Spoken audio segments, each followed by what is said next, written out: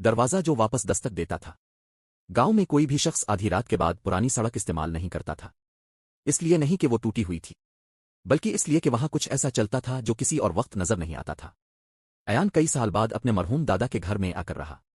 ये घर गांव के किनारे एक तंग कच्ची सड़क के सामने था जो दरख्तों में गुम हो जाती थी। गांव वालों ने धीमी आवाज में इसे खबरदार किया, आधी रात से पहले दरवाजे बंद कर लेना, और अगर कोई दस्तक दे तो दरवाजा मत खोलना। अयान हंस दिया। पहली रात कुछ नहीं हुआ। दूसरी रात हुआ। कुछ अजीब अंदाज में चलने लगी, जैसे कोई ऐसी जबान में सरगोशियां कर रहा हो जिसे वो समझ ना सका। तीसरी रात ठीक 12:17 बजे एक दस्तक हुई।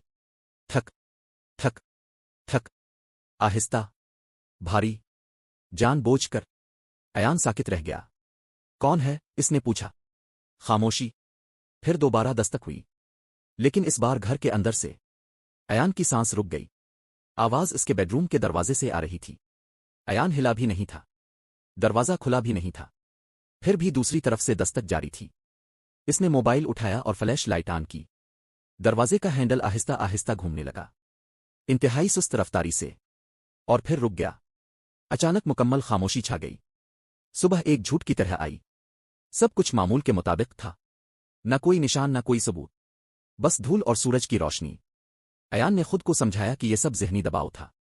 अगली रात इसने दरवाजे के सामने कैमरा लगा दिया। 12:17 फिर दस्तक हुई, लेकिन इस बार दरवाजा हिला भी नहीं। कैमरे की स्क्रीन झिलमिलाने लगी। एक साया नमूदार हुआ, लंबा, दुबला, बिगड़ा हुआ।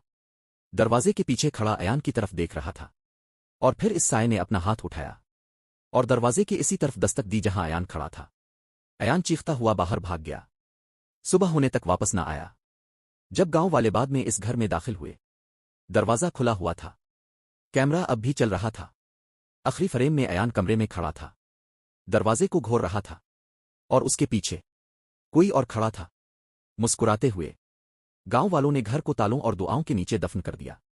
लेकिन आज भी 12:17 रात, पुरानी सड़क के करीब रहने वाले कहते हैं कि उन्हें दस्तक सुनाई देती है, दरवाजों पर नहीं, बल्कि अपनी दीवारों पर।